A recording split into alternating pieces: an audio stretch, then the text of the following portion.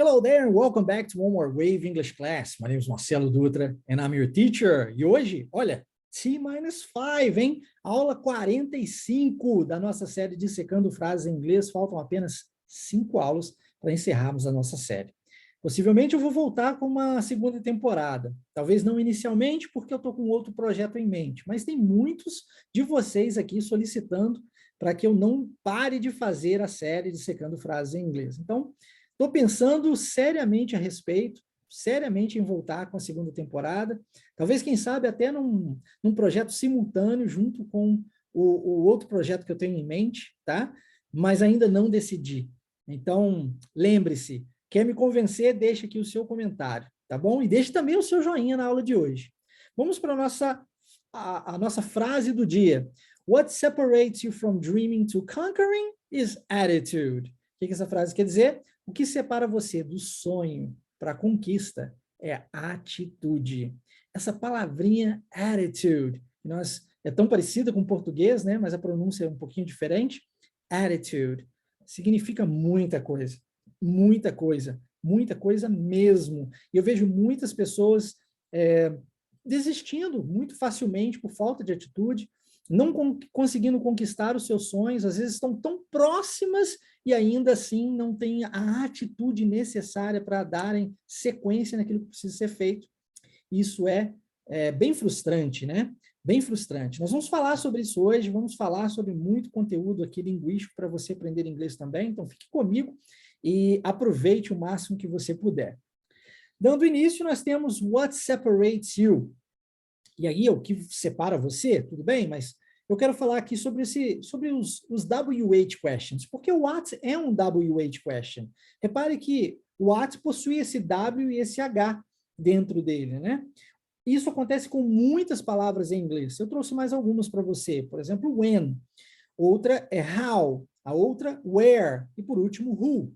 Todas elas possuem o W e o H nelas. E por isso são chamadas de W, que é a pronúncia para W, né? WH questions. Falando sobre a pronúncia da letra W, essa pronúncia que nós usamos no Brasil foi uma pronúncia meio abrasileirada da pronúncia correta W, da letra no inglês. Porque é como se fossem dois U's, e aí vira W, ou seja, um U duplo.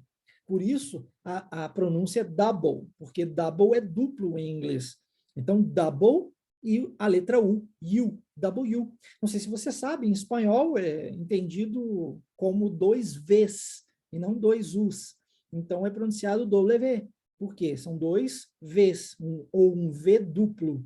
Aqui no Brasil, a gente meio que abrasileirou a pronúncia e ficou W. Mas, em inglês, nós dizemos W. Ok? W. Então, when is used for time. E mais importante do que você traduzir as palavras é você entender e saber para que se usa. Isso é que é o mais importante. Porque se você trabalhar com tradução, na hora que você for conversar, você vai ter que ficar procurando as palavras. Ah, tá, e como é que fala isso? Ah, tá, lembrei. Então, essa fala assim e tal. Aí você monta a frase em português, depois transfere ela para o inglês, até sair da sua boca, o diálogo já acabou. A pessoa já não tem mais paciência para falar com você, né? Demora-se tanto tempo, a pessoa vai virar para você e falar assim, thank you, bye bye, né? See you next time, ok?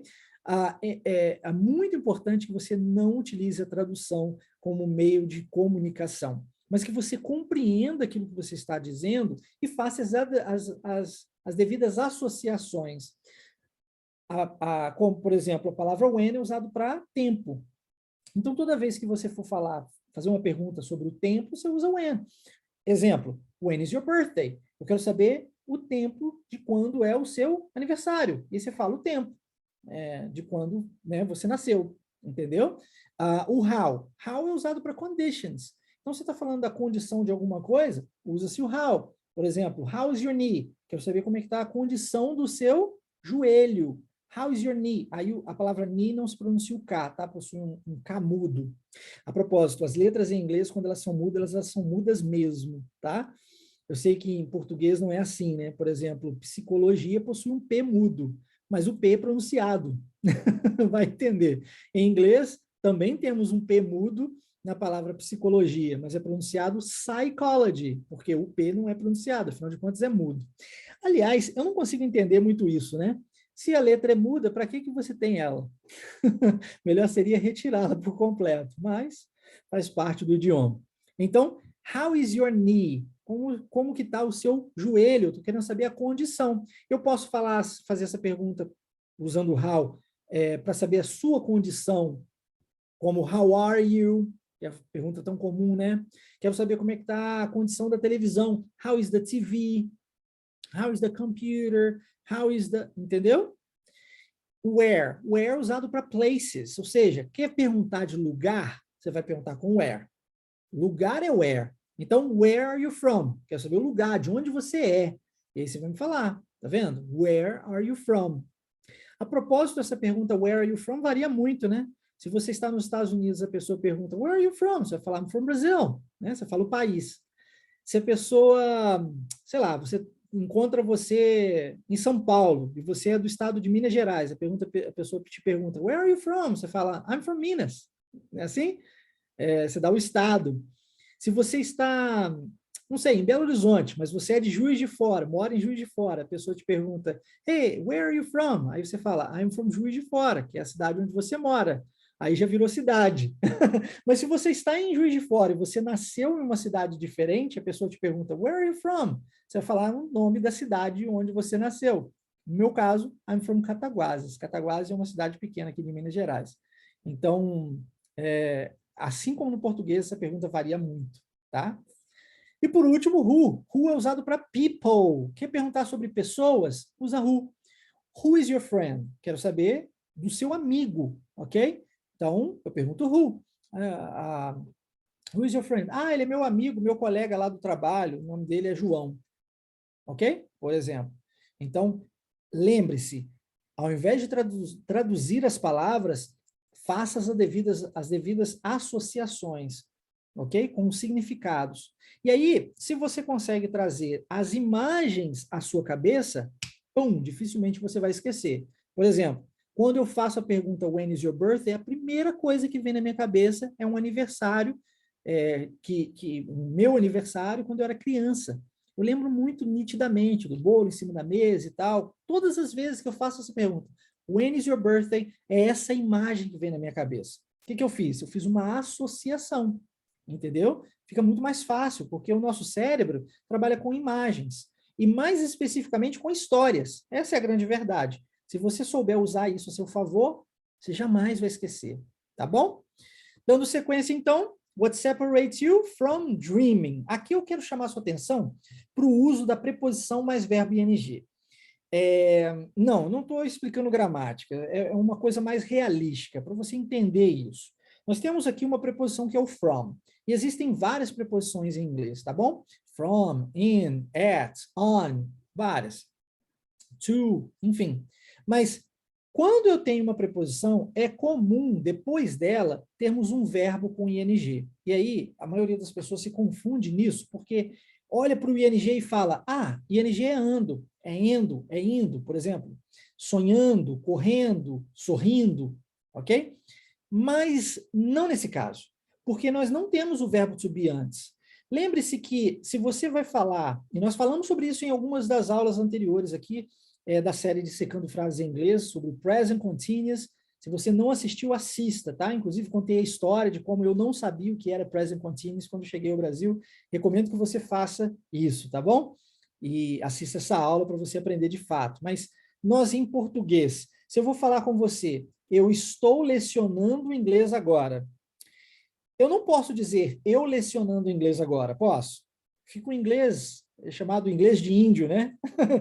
Não fica um inglês certinho, é um português certinho. Se eu for trazer isso para o inglês, eu não tenho como dizer I teaching English now. Eu tenho que colocar o verbo que está faltando aí, que é o verbo ser ou estar. No caso aqui, o estar, né? Eu estou. Então, eu estou lecionando. Em inglês, I am. I am teaching English now. Entendeu? Se eu não tenho o verbo to be antes, que é o caso aqui, significa que eu não estou usando esse ing como como ing, como ando, endo e indo, tá? Então, o certo aqui, se nós fôssemos traduzir somente para uma questão de entendimento didático, eu diria sonhar. Vem do verbo dream, sonhar, e aí é sonhar mesmo, mesmo tendo o ing, tá? De sonhar, é como se fosse isso aqui na frase, tá? Então, temos outros exemplos aqui para você entender isso melhor, ó. Are you interested in studying English? Tenho certeza que sim, senão você não estaria aqui, né? Você está interessado em estudar inglês. Tá vendo que o verbo no infinitivo, estudar, sonhar, ok? Olha outra. Thanks for giving me a ride. Obrigado por me dar uma carona. Por mais que nós tenhamos o ing, ele não tem a ideia de ando, endo e indo nesse caso. Por quê? Nós temos uma preposição antes. A primeira nós temos a preposição from, que é da frase. Depois, no exemplo abaixo, eu coloquei a preposição in, tá vendo? In studying. E depois, na última frase, eu coloquei a preposição for giving. Tá bom? Então, lembre-se disso. Depois de preposição, verbo ing. Ok? E nós temos aqui, para finalizarmos a frase, nós temos a mesma coisa, né, acontecendo. Temos uma preposição, preposição to, mais o verbo conquer com ing, que é conquistar, ok? E a palavra attitude, que é a palavra-chave aqui dessa nossa frase, is attitude. E a pergunta que eu tenho para você aqui é, where is your attitude? E olha, assim como qualquer outro comportamento, ter atitude é algo aprendido. Talvez você diga assim, eu não sou uma pessoa de atitude, eu não ajo quando preciso agir. Eu até vejo uma oportunidade, eu enxergo a oportunidade, mas eu tenho muito medo, tenho muito receio de quebrar a cara, de cometer um erro, e aí eu não ajo, não tenho a atitude necessária para agir, não tenho coragem suficiente para fazer acontecer na minha vida. E eu digo para você, todo comportamento é aprendido. Você aprendeu isso, você não nasceu assim. Aliás, a criança, ela é extremamente curiosa, né? Se você parar para pensar, coloca uma criança dentro de um quarto, por exemplo, ela vai mexer em tudo. Se você colocar essa mesma criança dentro de um quarto com apenas uma cadeira, ela vai revirar essa cadeira, né, de cima para baixo, de um lado para o outro, vai olhar de todas as formas, porque ela quer saber, ela quer conhecer, ela é curiosa, ela está experimentando. Essa experimentação que acontece constantemente na vida das crianças, muitas vezes são tolhidas por parte de nós adultos, fazendo com que essas mesmas crianças, se tornem adultas que não têm atitude, não têm coragem de agir, não têm coragem de cometer erros. Né? Não sei se é o seu caso, tá bom? Pode ser que sim, pode ser que não. Mas se for, eu digo para você, tem solução. Tem solução. A gente resolve esse tipo de coisa agindo. Por mais difícil que seja. E aí, se você quer uma técnica aqui para você vencer isso, haja primeiro no seu cérebro.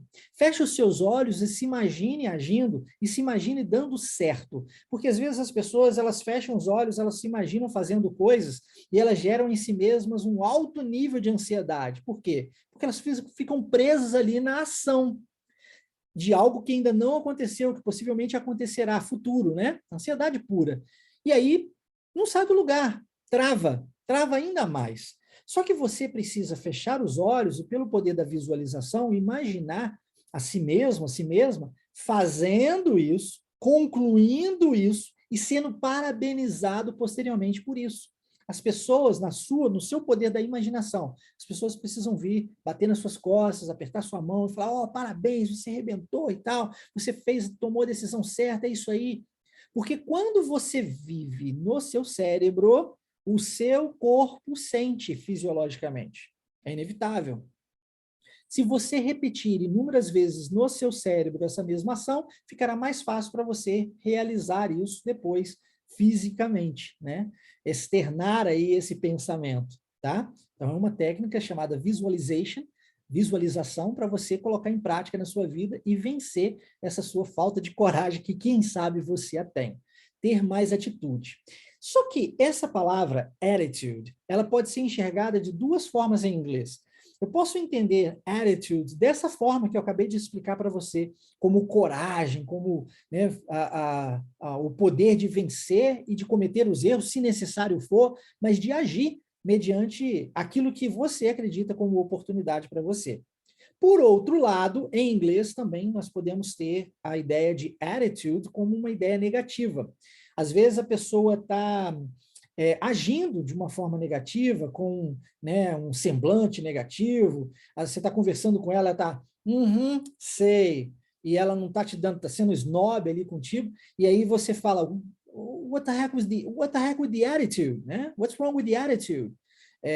Por quê? Por que você está com essa atitude, né? E aí a atitude, essa palavra attitude, nesse caso em especial, possui uma conotação mais negativa. Então, às vezes, as pessoas falam assim, be careful with your attitude, né? Cuidado com a sua atitude. E é cuidado, porque você pode utilizá-la tanto a seu favor quanto contra você. Aliás, como tudo na vida, né? Tudo tem os seus prós e contras, e nós podemos usar, seja lá o que for, a nosso favor e também contra nós mesmos. E aí cabe a você decidir. Você precisa optar, né? Escolher, entender, enxergar, primeiramente, esse é o primeiro ponto. Enxergar se isso é benéfico ou maléfico para você. E, em seguida, optar pela melhor escolha, tá? Ó, quer uma dose de atitude boa para você agir agora? Acesse waveidiomas.com, preencha o seu cadastro rapidinho e participe comigo da nossa imersão em Inglês Fluente Wave para aprender a falar inglês fluente de verdade, para ter um passo a passo, gratuitamente, o que você precisa fazer para chegar até a sua fluência. Quer receber o PDF dessa aula? Manda para mim uma mensagem no meu WhatsApp pessoal. O número está aqui na tela, no canto inferior. Basta mandar uma mensagem para mim e eu mandarei esse PDF para você. É uma boa atitude essa sua, tá? Quer sanar alguma dúvida? Envie uma mensagem para mim, eu terei o maior prazer, como seu professor, de responder a sua dúvida. Tá bom? Então, a frase de hoje foi: What separates you from dreaming to conquering is attitude. Pare de sonhar um pouquinho, né? Vamos parar de sonhar? Vamos concretizar esse sonho de verdade? Vamos conquistar de verdade? Vamos realizar de fato? Essa é a sua hora, esse é o seu momento. Você precisa de attitude, você precisa de agir. Haja na direção certa e vem estar comigo, porque eu tenho certeza que você chegará até a sua fluência. Espero que você tenha gostado. Se sim, deixe aqui o seu joinha. Forte abraço, take care, and see you next time.